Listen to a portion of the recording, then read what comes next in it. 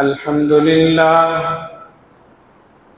لله نحمده ونستعينه ونستغفره ونؤمن به ونتوكل عليه ونعوذ بالله من شرور أنفسنا ومن سيئات أعمالنا من يهده الله فلا مضل له ومن يضلله فلا هادي له ونشهد أن لا إله إلا الله ونشهد أن محمدا عبده ورسوله أما بعد فإن خير الحديث كتاب الله وخير الهدي هدي محمد صلى الله عليه وسلم وشر الأمور محدثاتها وكل محدثة بدعة وكل بدعة ضلالة وكل ضلالة في النار فأعوذ بالله من الشيطان الرجيم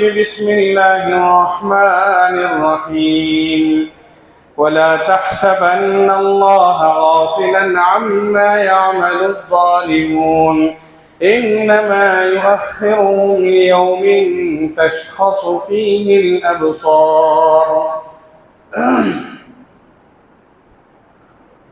برادران ملت، معزز سامعین اور ملت اسلامیہ کے نوجوانوں،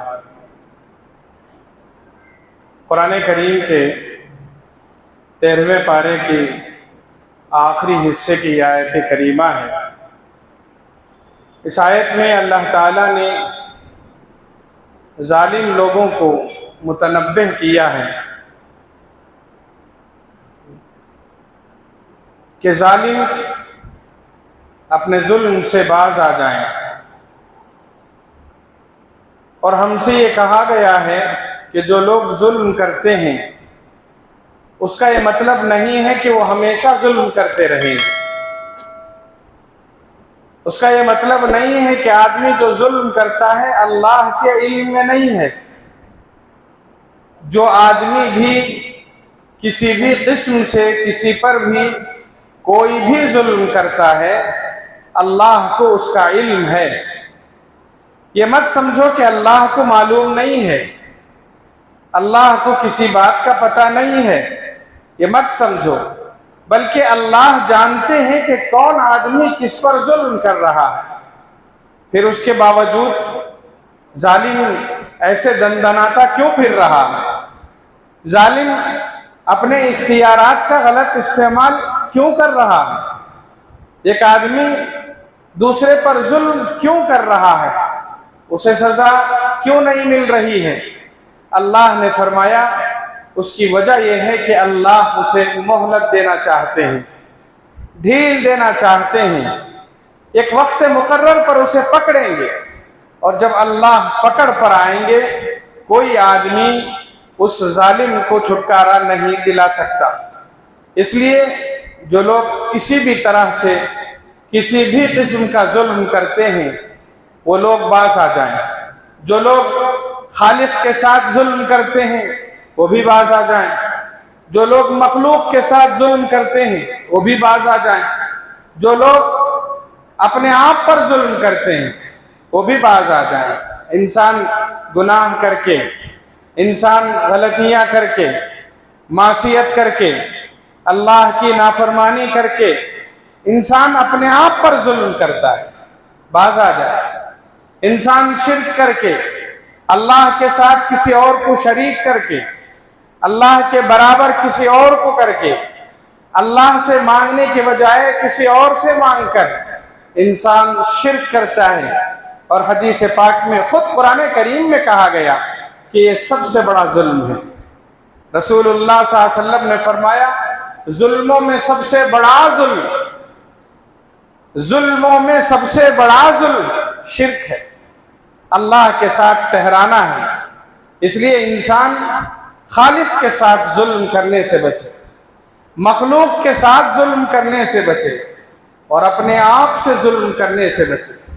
عام طور پر ظلم کی بات جب آتی ہے تو قرآن اور حدیث پڑھنے سے بھی اسی بات کا پتہ چلتا ہے کہ کوئی با اختیار انسان अपने से कमज़ोर इंसान पर जुल्म करता है। उसकी मुख्तलिफ हैसियतें होती हैं। कोई किसी का माल हड़प करके जुल्म करता है, कोई किसी की जायदाद हड़प करके जुल्म करता है, ज़बान दराजी गाली गलोच के ज़रिए जुल्म करता है, दस्त दराजी मारपीट के ज़रिए जुल्म करता है, जान लेकर कत्ल करके जुल्म करता है, लोगों को सताकर तकलीफें देकर जुल्म करता है। एक पड़ोस दूसरे पड़ोस को मुख्तलिफ हैसियतों से एक दूसरे पर जुल्म करते हैं। घर में वालिदैन अपने बच्चों के साथ नाइंसाफ़ी करके जुल्म करते हैं। बच्चे अपने वालिदैन की बेअदबी और बदतमीज़ी करके उन पर जुल्म करते हैं। रिश्तेदार आपस में एक दूसरे की हक तलफी करके जुल्म करते हैं। जुल्म की जितनी शक्लें हैं, जुल्म के जितने मरहले हैं, उन सब के सिलसिले में इस्लाम ने कहा कि किसी पर कोई आदमी जुल्म न करे। जुल्म इस कदर नापसंद है, जालिम अल्लाह की नज़र में इस कदर नापसंद है कि अगर वो जुल्म करता है तो उसका बदला इस दुनिया में मिलेगा, कम से कम आखिरत में उसे किसी किस्म का कोई छुटकारा नहीं है। हत्ता के जानवरों के साथ मुहासबा नहीं है।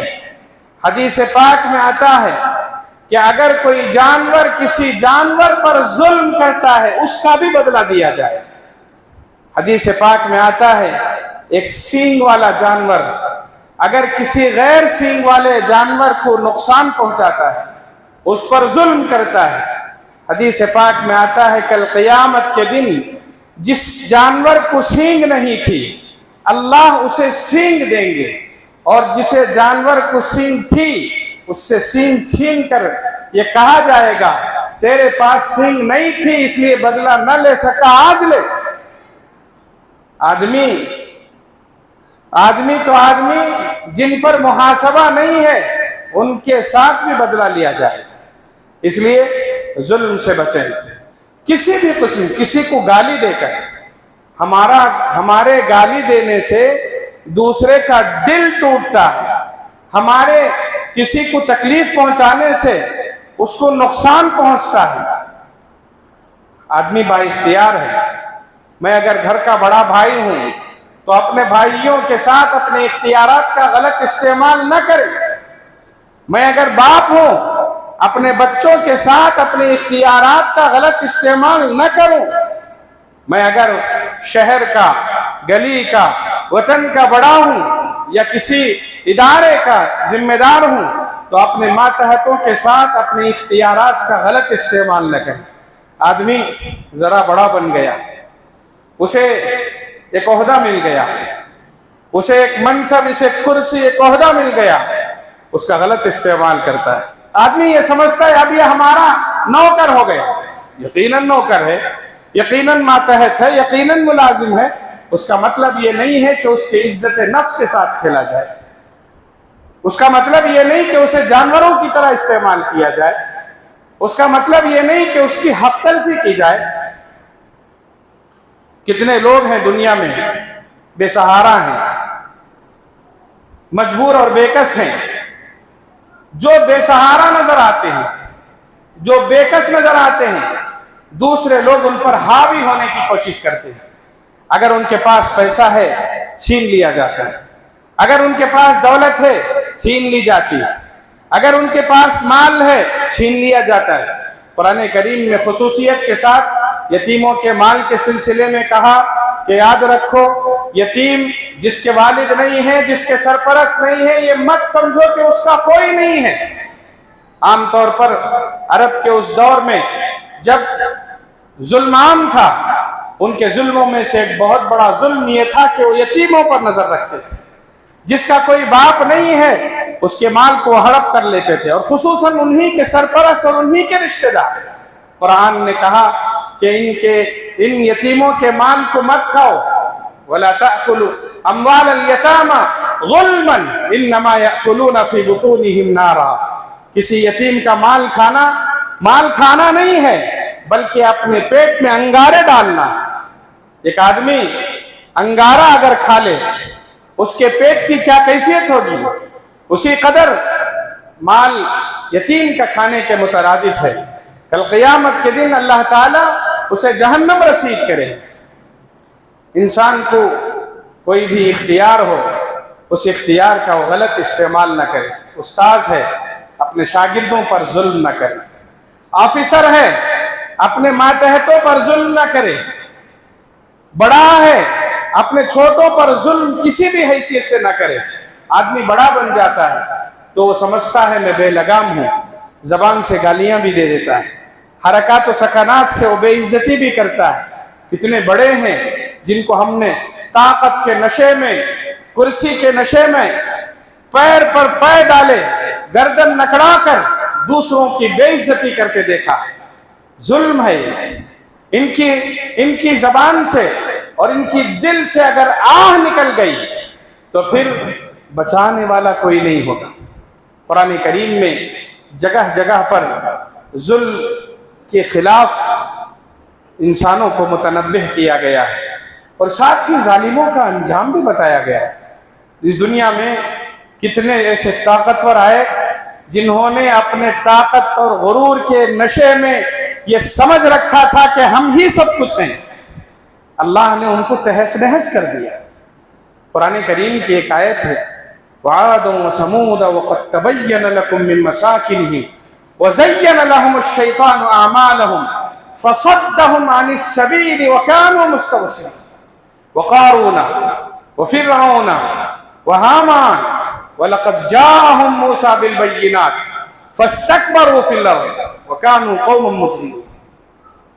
कुरान ने कहा ये कारून है, ये फिरौन है, ये हामान है, ये कौम आद है, ये कौम समूद है। ये कौन है? ये वही लोग हैं जिन्होंने अल्लाह की दी हुई नियमतों का गलत इस्तेमाल किया था। कारून ने कहा ये मेरा माल, और उस माल की वजह से उसने लोगों को कभी अच्छी नजरों से नहीं देखा, कभी किसी से सीधे मुंह बात नहीं की। उसने अपनी ताकत और अपने गुरूर के नशे में लोगों के साथ इंसाफ का मामला भी नहीं किया। अपने माल पर इतना गुरूर था उसे, लोगों के साथ अपनी गलत रवैये की वजह से उसने लोगों पर जुल्म किया था। फिरौन जिसका जुल्म, जिसका इस्तिबदाद कुरान करीम में यूं कहा, इन्ना फिरऔन अला फिल अर्ज़, ये फिरौन ही था जिसने जमीन में सरकशी की थी। युक़त्तिलु अब्नाअहुम व यस्तहयी निसाअहुम। अल्लाह, कत्ल गारत गरी इसके बाएं हाथ का खेल था। किसी की जान की कीमत ही नहीं थी उसके पास, ज़बा कर देता था, लोगों की जान ऐसे ही ले लेता था। उसका अंजाम देखते हैं, फिरौन का क्या अंजाम हुआ, फिरौन का क्या अंजाम हुआ, कारून का क्या अंजाम हुआ, हामान और शद्दाद का क्या अंजाम हुआ। फकुल्लन अखज़ना बिज़ंबि, हर एक को उसके गुनाह की वजह से हमने पकड़ा।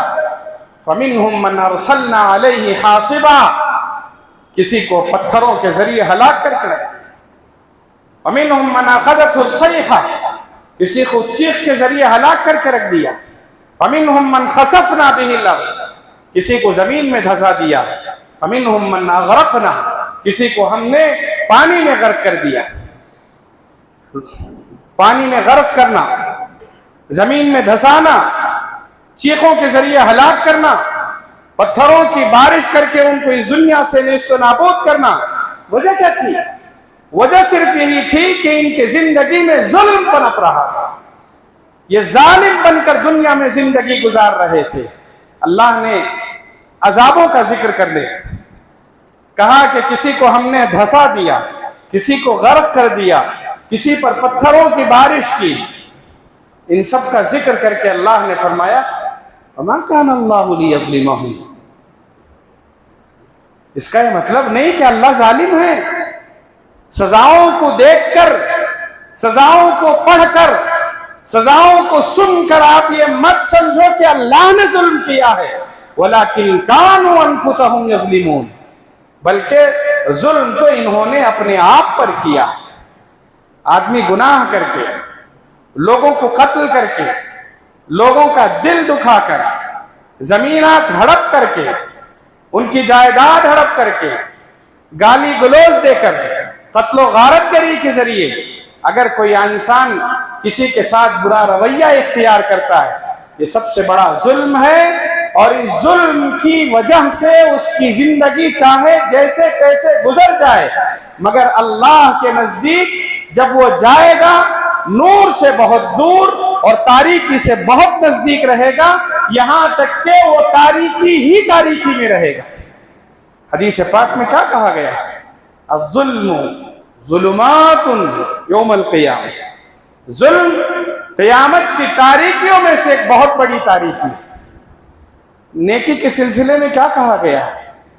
जो इंसान जितनी नेकी करेगा उतना नूर में पनपेगा। मोमिन कब्र में जाएगा, क्या होगा? उसकी कब्र कुशादा कर दी जाती है, उसकी कब्र मुनव्वर कर दी जाती है। वो क़यामत के दिन कब्र से उठेगा, नूर से मुनव्वर होगा। वो पुलसरात की तरफ जाएगा, उसे नूर तकसीम किया जाएगा। यौम तरल मुअमिनीन वल मुअमिनात यस्आ नूरुहुम बैना अयदीहिम।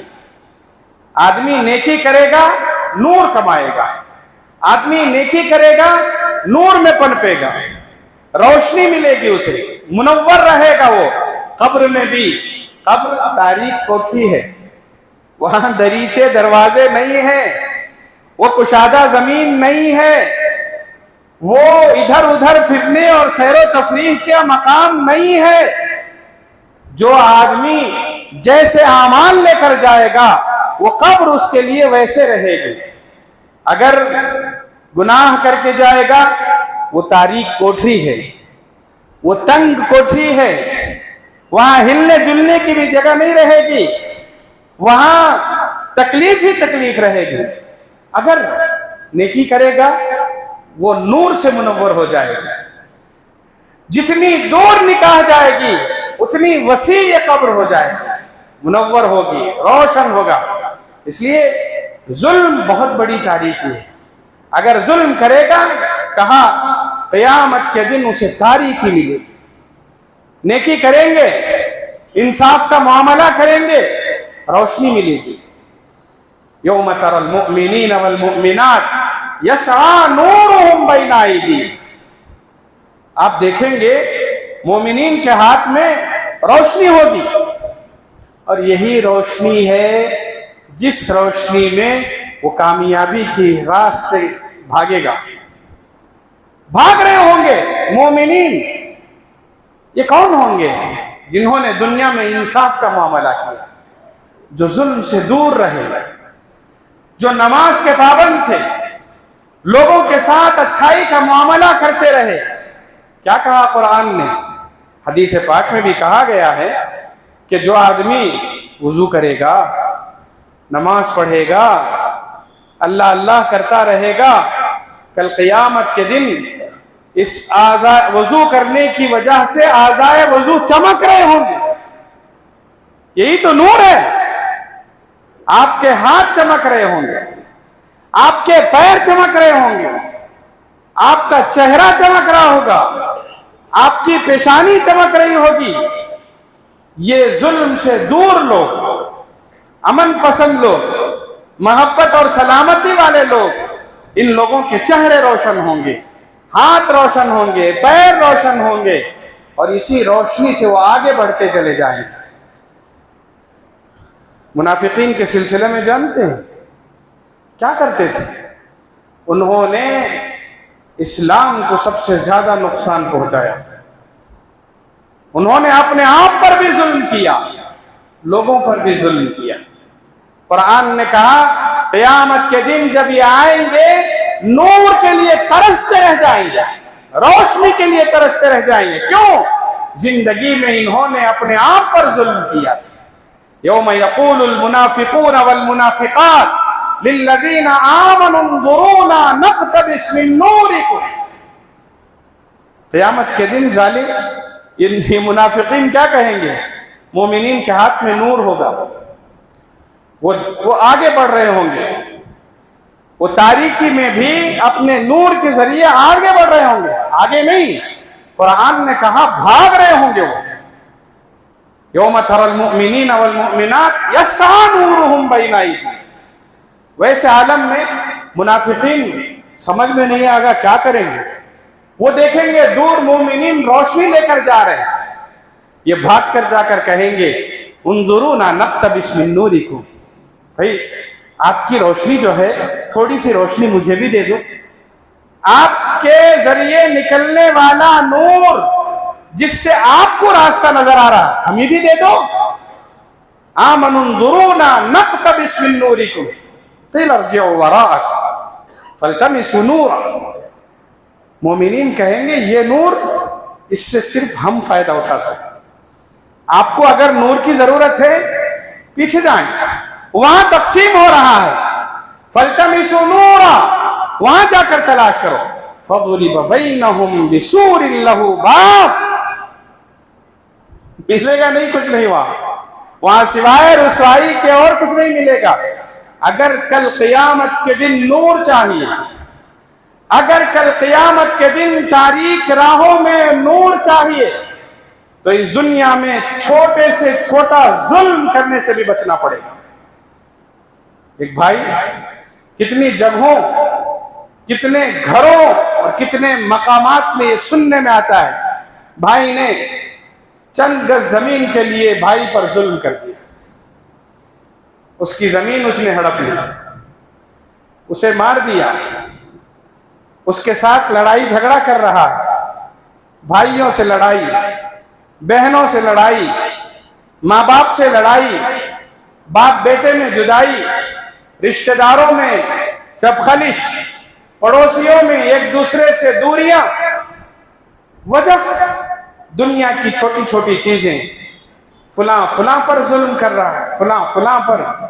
یہ انفرادی معاملہ ہے، اجتماعی طور پر ایک جماعت دوسرے جماعت پر ظلم کر رہی ہے۔ اور آگے بڑھیں، ایک حاکم اپنے محکوم پر ظلم کر رہا ہے، بیجا قوانین نافذ کیے جا رہے ہیں۔ اس دنیا میں ظلم کی کوئی عمر نہیں، بہت کم عمر ہے اس کی۔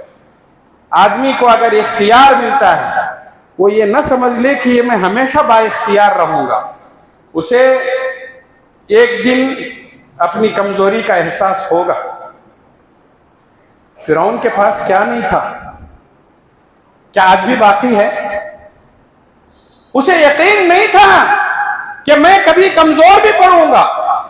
دنیا نے دکھایا کہ نہیں دکھایا، اللہ نے دکھایا کہ نہیں دکھایا، یہ بھی کمزور پڑ سکتا ہے۔ قرآن آپ پڑھ کر دیکھیے، فرعون کا جو ظلم حد سے بڑا ہوا تھا، اس دور میں وہ اپنے تخت پر بیٹھ کر کیا کیا کر رہا تھا۔ ان فرعون علا فی الارض، زمین میں اس نے فساد پھیلا رکھا تھا۔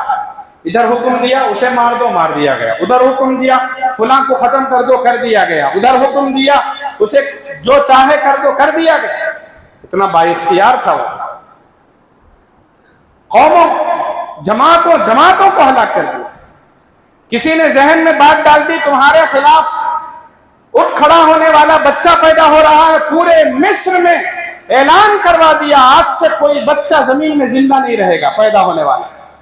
موسیٰ علیہ السلام کی پیدائش کے وقت بچوں کا قتل عام، بنو اسرائیل کا قتل عام، عورتوں کو قید بنانا، کتنے ظلم اس نے نہیں کیے۔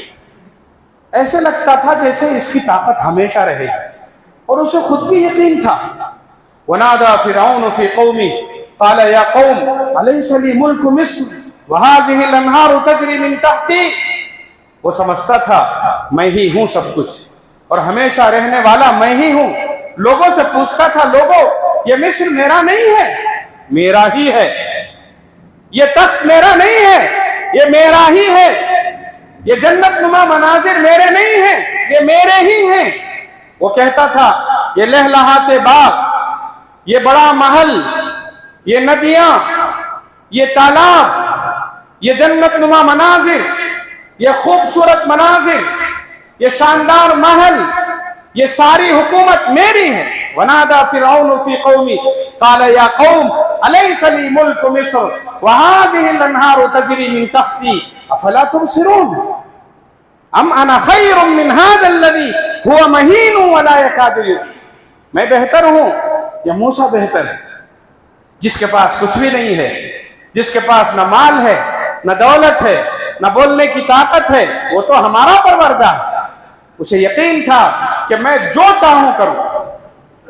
मगर आखिर में दुनिया ने, अल्लाह ने क्या दिखाया? अल्लाह अकबर, वो मंजर देखिए जब वो इस दुनिया से रुखसत हो रहा था। कुरान ने कहा, हाथ फैलाए अल्लाह अल्लाह कह रहा था, हाथ फैलाए अल्लाह अल्लाह कह रहा था। हत्ता इज़ा अदरकहुल गरक, याद करो उस वक्त को जब वो डूब मर रहा था, समंदर में गोते मार रहा था, उसकी फौज उसके साथ है, उसके साथी उसके साथ हैं, उसके मुशीर उसके साथ हैं, उसके सिपाही और बॉडीगार्ड उसके साथ मौजूद हैं, उसका पैसा उसकी हुकूमत उसके साथ है, मगर आलम यह है मदद करने वाला कोई नहीं। हत्ता इज़ा अदरकहुल गरक क़ाला आमनतु अन्नहु ला इलाहा इल्लल्लज़ी आमनत बिही बनु इसराइल। उसने किसको पुकारा? उसी अल्लाह को पुकारा जिसके दस्त कुदरत में सब कुछ है। अल्लाह ने बतला दिया, देखो इस ताकतवर को जिसकी ताकत चंद दिनों की थी, देखो इस मगरूर को जिसका गुरूर चंद दिनों के लिए था, देखो इस तख्तो ताज के मालिक को जिसका तख्तो ताज चंद दिनों के लिए था। यही था जिसने कहा मैं अल्लाह, यही था जिसने कहा मैं जो चाहूं करूं, यही था जिसने अपने माल को सब कुछ अपना ही समझ रखा था। मगर उसने जितना जुल्म किया, अल्लाह ने दुनिया के सामने बतला दिया कि तू बेइख्तियार है, तेरे दस्ते कुदरत में कुछ नहीं है, तू भी एक मामूली बंदा है। हाँ, अल्लाह ने दिया था, उससे तुझे फायदा उठाना था, तूने नहीं उठाया। आदमी अगर उसे इख्तियार मिलता है अपने घर में, अपने महल्ले में, अपने शहर में, अपने स्टेट में, अपने ज़िले में, उसका दायरा जितना भी बढ़ता जाए, उसे चाहिए कि वो जुल्म की राह से हटे। कितने लोग होते हैं, ज़रा सा ओहदा मिला, ज़बान से गालियाँ, हाथ से दस्तदराजी, अगर ज़रूरत पड़े दूसरों पर जुल्म करके, गसब करके, उन पर बेजा इल्ज़ामात लगाकर अपने फ़ायदे के लिए लोगों पर जुल्म करना नहीं छोड़ते। हमें जो भी इख्तियार इस दुनिया में मिलता है वो मुख्तसर मुद्दत के लिए मिलता है। उस मुख्तसर से मुद्दत में अगर हमने जुल्म करने के बजाय अमन, सलामती, आश्ती को पहुंचाया, तो फिर इंशाअल्लाह यही ओहदे, यही इख्तियारात हमारे लिए नूर बनेंगे, हमारे लिए आज़ादी का परवाना लेकर। हम ये समझते हैं जुल्म का मतलब ये किसी ने बहुत ज़्यादा किसी को सता दिया, तकलीफ़ें दे दी, वही जुल्म है। मामूली हमारे किसी भी नक्ल व हरकत से किसी को नुकसान पहुंच जाए, वो जुल्म है, और वो जुल्म अल्लाह बर्दाश्त नहीं करती। हमेशा याद रखें, जुल्म जितना नापसंद है, जालिम भी उसी कदर अल्लाह के नज़दीक नापसंद है। ज़िंदगी में हमारी कोशिश ये हो कि हमारी ज़ात से किसी को किसी किस्म की तकलीफ़ ना पहुँचे, हम किसी को किसी पर हाथ ना उठाएं जिससे उसे तकलीफ़ हो, किसी को हम गाली ना दें जिससे किसी को तकलीफ़ हो, चाहे वो हमारा पड़ोसी हो, हमारे बच्चे हों, हमारे रिश्तेदार हों, हमारे मातहत हों, किसी के साथ हम ऐसा मामला न करें जिस पर जुल्म हो सके। याद रखें, अगर हमारी ज़ात से किसी को तकलीफ़ पहुंचती है और उस तकलीफ़ पर सामने वाले की ज़बान और दिल से आह निकल गई, फिर वो वापस नहीं आए। कुरान हमें यही बतलाता है। आप पढ़कर देखिए कुरान, جتنے لوگوں کی تباہیوں کا قرآن نے ذکر کیا ہے ان سب کے پیچھے مظلوموں کی آہ ہے. کبھی آہ نہ لے.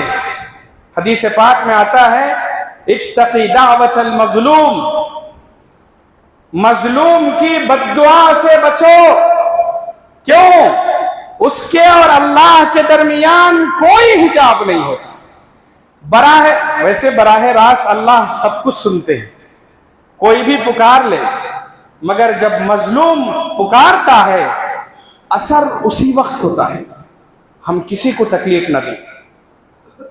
احادیث مبارکہ میں بہت سارے ایسے واقعات بیان کیے گئے ہیں جس سے ہمیں پتہ چلتا ہے کہ اگر ہم نے تھوڑے سے بھی معاملے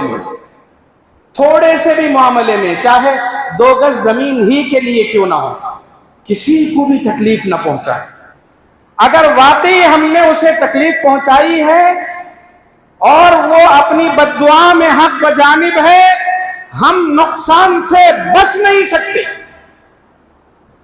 آپ جانتے ہیں ایک صحابی ہیں عشرہ مبشرہ میں بھی. عشرہ مبشرہ یعنی وہ صحابی جن کو رسول اللہ صلی اللہ علیہ وسلم نے اس دنیا میں جنت کی خوشخبری سنائی. 10 صحابہ ایسے ہیں جن کو عشرہ مبشرہ کہا جاتا ہے. ان میں سے ایک نام سعید ابن زید ہے، عشرہ مبشرہ میں سے ہے. ایک مرتبہ مروان بن حکم کے دور میں ایک مرتبہ ایک عورت نے ان پر الزام لگایا. کیا الزام ہے جانتے ہیں؟ سعید ابن زید پائے کے درجے کے متقی صحابی جن کو عشرہ مبشرہ میں شمار کیا، رسول اللہ صلی اللہ علیہ وسلم نے جنت کی خوشخبری سنائی. اس کا مطلب یہ ہے کہ یہ وہ صحابی ہیں. صحابہ سب انصاف پر مبنی صحابہ تھے، کسی صحابی پر ہم انگلی نہیں اٹھا سکتے، مگر بعض صحابہ ایسے ہیں جن کے تقوی اور طہارت مثالی. یہ وہ صحابی ہیں جن کی زندگی پر نور تھی، نیکی، تقوی، طہارت، انصاف، عدل، لوگوں کے ساتھ معاملے میں مثالی صحابی تھے. اتفاق کی بات، ایک مرتبہ ایک عورت عروہ بن عوس نے الزام لگا دیا. کیا الزام؟ الزام یہ کہ سعید ابن زید یہ جو صحابی ہیں انہوں نے عروہ بنت عوس کی زمین ہڑپ کر لی. غلط الزام لگایا. یعنی ایک زمین پر الزام لگایا کہ یہ زمین میری ہے جسے سعید ابن زید نے مجھ سے چھین لیا. شکایت درج کی، مروان بن حکم کے پاس فیصلہ گیا. فیصلے کے لیے جب بٹھایا گیا سعید ابن زید کو بھی بلایا رضی اللہ تعالی عنہ، عروہ بنت عوس کو بھی بلایا گیا، دونوں کو بلایا گیا. سعید ابن زید سے مروان ابن حکم نے پوچھا یہ عورت کہہ رہی ہے کہ آپ نے اس کی زمین ہڑپ کر لی، کیا یہ سچ ہے؟ سعید ابن زید نے فرمایا مروان میری زندگی کھلی کتاب کی طرح آپ سب کے سامنے ہے، آپ بتائیے. میں جواب نہیں دوں گا کہ میں نے زمین ہڑپ کی ہے نہیں کی ہے، مگر آپ بتائیے کیا میں ایسا کر سکتا ہوں؟ مروان ابن حکم نے کہا نہیں، یہ کام آپ نہیں کر سکتے. صحابی رسول، عشرہ مبشرہ میں آپ کا نام، ساری زندگی کھلی کتاب کی طرح، یہ کام آپ نہیں کر سکتے. کون کہہ رہا؟ حاکم وقت جو فیصلے کے لیے بیٹھا ہوا وہ یہ کہہ رہے ہیں. مگر چونکہ شکایت آئی ہے تحقیق ضروری ہے. کہا کہ آپ کے سلسلے میں ایسے کہا جا رہا، کہا کہ میری نظر میں صرف ایک حدیث ہے، آپ وہ سن لیں پھر فیصلہ کریں میں ایسا کر سکتا ہوں یا نہیں. پوچھا کیا حدیث ہے؟ کہا حدیث یہ ہے میری نظر میں رسول اللہ صلی اللہ علیہ وسلم نے فرمایا جس نے اس زندگی میں زندگی گزارتے ہوئے ایک بالشت زمین بھی नाहक किसी से हड़प ली, कल क़यामत के दिन 7 जमीनों का तौक उसके गले में डाला जाएगा। ये कौन? सईद इब्न ज़ैद ने रसूलुल्लाह सल्लल्लाहु अलैहि वसल्लम की वो हदीस सुनाई और मरवान इब्न हकम से कहा कि आप बताइए, जो हदीस मुझे इस कदर झिंझोड़ रही हो कि एक बालिश जमीन भी मत लो, इसलिए कि अगर ये नाहक लिया 7 जमीनों का तौक तुम्हारे गले में डाला जाएगा, ये हदीस में जानते हुए मैं ऐसा काम करूंगा कि इस औरत की जमीन में हड़प लूंगा। मरवान इब्न हकम ने कहा, मुझे आपसे यही तवक्को है, आप हड़प नहीं कर सकते। भेज दिया गया, बाइज्जत बरी कर दिया गया। मगर चूंकि इल्जाम लगा था, औरत ने इल्जाम लगाया था, दिल दुख गया। मैंने अगर कोई काम नहीं किया है, उसका इल्जाम मुझ पर लगता है, दिल दुखता है, परेशानी होती है। बाइज्जत जिंदगी गुजारने वाले पर ऐसा इल्जाम, दिल दुख गया। मरवान इब्न हकम के सामने सईद इब्न ज़ैद वहां से तशरीफ लाए, परेशान थे। ऐसा मैंने क्या कर दिया जिसकी वजह से इस औरत ने मुझ पर इल्जाम लगा दिया? दिल बेइख्तियार हो गया, इतना दिल दुखा, दुआ के लिए हाथ उठ गए, बद्दुआ के लिए। आप जानते हैं हदीस में कहा गया, किसी की आह मत लो, किसी की आह मत लो। अगर उस तकलीफ में आह निकल गई, बच नहीं पाओगे। ये तो सहाबी हैं, अशरा मुबशरा में से हैं। दिल से आवाज निकली, अल्लाह, अगर ये औरत जो इल्जाम लगा रही है उसमें तो झूठी है ही, तू भी जानता है। अगर वाकई ये झूठी है, इसके हक में मेरी बद्दुआ है, अल्लाह इसे नाबी ना कर, ले ले इसके आंख से रोशनी। अल्लाह मेरी बद्दुआ है, इसके आंख से रोशनी ले ले, इसे नाबी ना कर दे, अंधी बना दे। मेरी दूसरी बद्दुआ यह है कि उसने जमीन के सिलसिले में मुझ पर इल्जाम लगाया था। मेरी ख्वाहिश है, अल्लाह मेरी बद्दुआ है, जिस जमीन के लिए मुझ पर इल्जाम लगाया था, अल्लाह उसे मौत भी उसी जमीन पर दे। अल्लाह, रिवायात में लिखा है, देखने वालों ने देखा, बद्दुआ तो सुनने वालों ने सुनी, देखने वालों ने देखा, वो औरत एक दिन नाबीना हुई, उसकी आंख की रोशनी गई। कहते हैं वो अपनी जमीन पर जा रही थी, ऐन उसी जमीन पर थी जिस जमीन पर उसने सईद इब्न ज़ैद के लिए इल्जाम लगाया था। कहते हैं वहां एक गड्ढा था, उस गड्ढे में वो गिरी और उसी जमीन में उसकी मौत आई। आदमी, हम समझते हैं किसी की जगह हमने हड़प कर ली, समझते हैं बड़ा काम हमने कर दिया। चंद पैसे हमने किसी के खा लिए, हम समझते हैं बहुत बड़ा काम हमने कर दिया। किसी से पैसे ले लिए, वापस नहीं किए। किसी का हक हमने जबरदस्ती छीन लिया, खा लिया, हम समझते बड़ा कारनामा कर दिया। हम ये नहीं समझते उस तकलीफ पर उसने पता नहीं क्या बद्दुआ कर दी। जो बद्दुआ करेंगे ऐन वही लग सकती है। आप जानते हैं इमाम अहमद बिन हम्बल रहमतुल्लाहि अलैह 4 अइम्मा में से एक इमाम है। इमाम अहमद बिन हम्बल 4 इमामों में से एक इमाम अहमद इब्न हम्बल भी है। उनके दौर में एक मसला उठा था खल्क़े कुरान का, यानी ये जो कुरान है वो मखलूक है या नहीं। हम सबका अकीदा कुरान मखलूक नहीं है, यह अल्लाह का कलाम है। क़यामत के करीब इसे उठा लिया जाए, ये अल्लाह का कलाम है, ये मखलूक नहीं है। उस वक्त के बादशाह मामून ने कहा था कि कुरान मखलूक है, ये सबको कहना पड़ेगा। सब उलमा से भी कहलवाया गया, راسخ العقیدہ جو علماء تھے انہوں نے کہا نہیں، ہم نہیں مانیں گے، قرآن مخلوق نہیں ہے۔ امام احمد بن حنبل بھی ان میں سے ایک تھے۔ سزائیں دی، ظلم کی انتہا کر دی۔ مامون الرشید نے ان علماء کو جن علماء نے یہ کہا قرآن مخلوق نہیں ہے سزائیں دی، اور سب سے زیادہ سزا پانے والے امام احمد بن حنبل۔ امام احمد بن حنبل،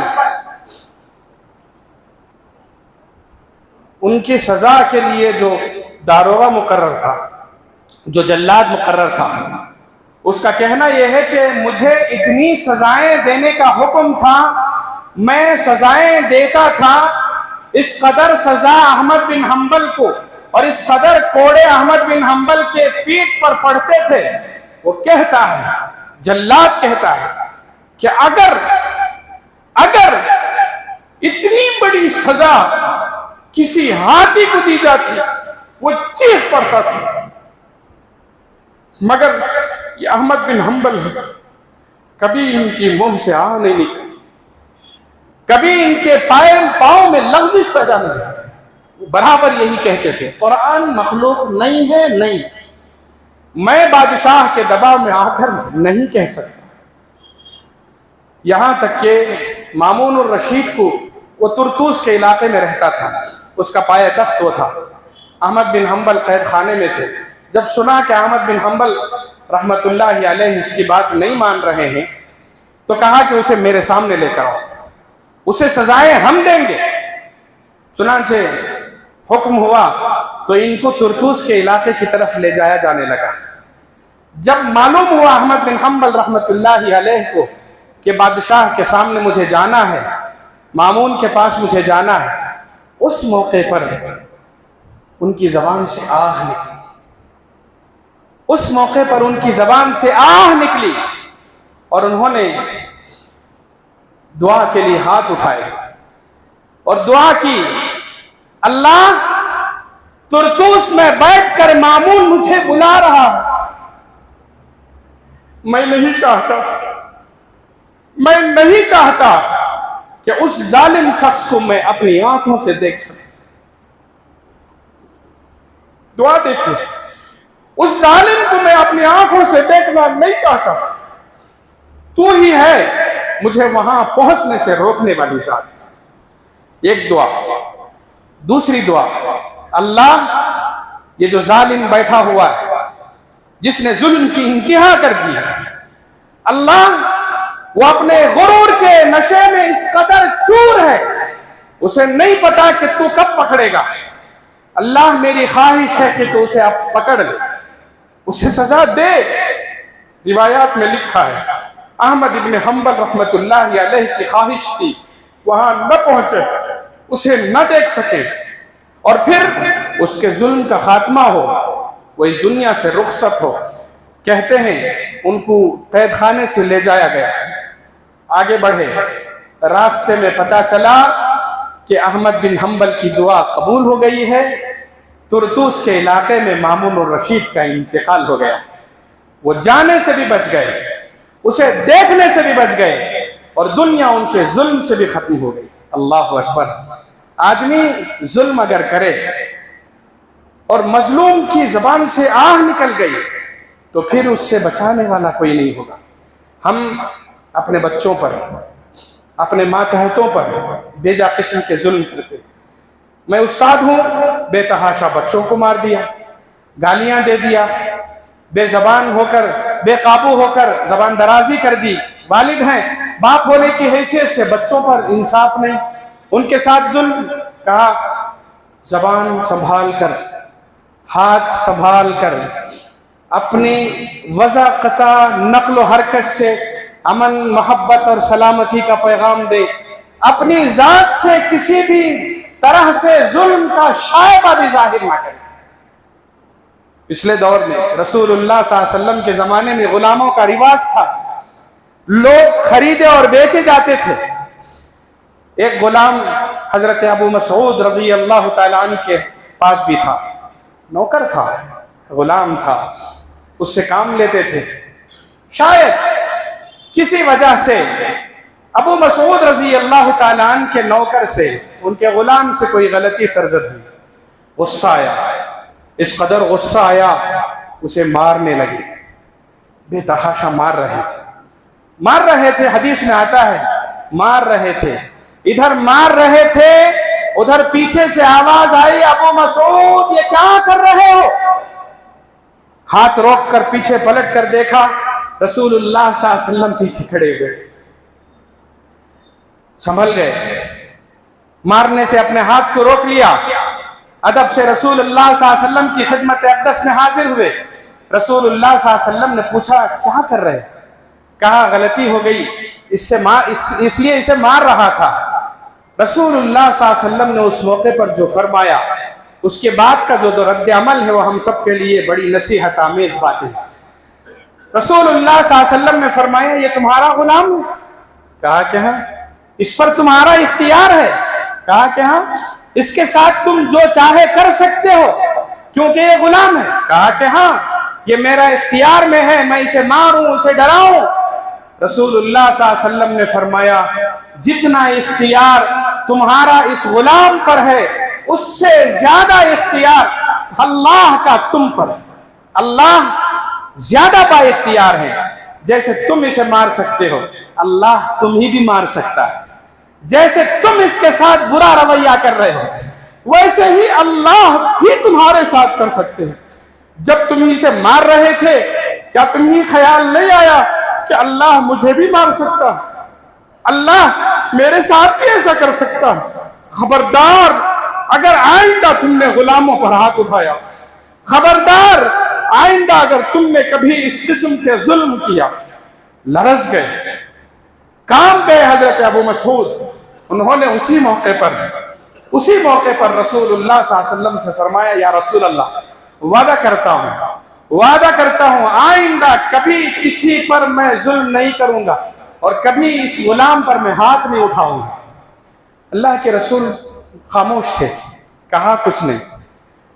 دل میں خیال آیا شاید خوش نہیں, یہ اچانک خیال آیا, فرمایا یا رسول اللہ میں اسے نہیں ماروں گا, وعدہ کیا تھا, ایک اور وعدہ کر رہا ہوں. اے اللہ کے رسول یہ چونکہ میں نے اسے مارا ہے اس لیے میں ابھی اسے آزاد کر رہا ہوں, اب یہ میری غلامی میں نہیں رہے گا, اب یہ آزاد ہے. خوش ہو گئے رسول اللہ صلی اللہ علیہ وسلم.